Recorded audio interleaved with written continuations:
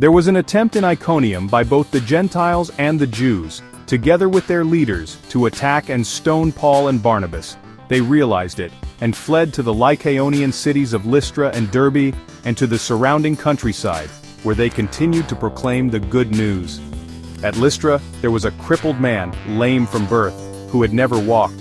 He listened to Paul speaking, who looked intently at him, saw that he had the faith to be healed, and called out in a loud voice, "Stand up straight on your feet."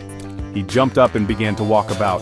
When the crowd saw what Paul had done, they cried out in Lycaonian, "The gods have come down to us in human form."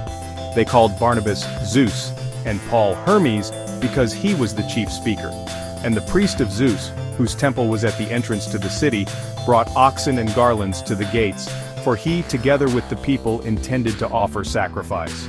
The apostles Barnabas and Paul tore their garments when they heard this, and rushed out into the crowd shouting, "Men, why are you doing this? We are of the same nature as you human beings. We proclaim to you good news that you should turn from these idols to the living God, who made heaven and earth and sea and all that is in them.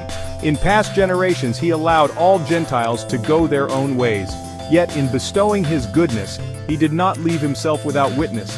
For he gave you rains from heaven and fruitful seasons, and filled you with nourishment and gladness for your hearts." Even with these words, they scarcely restrained the crowds from offering sacrifice to them.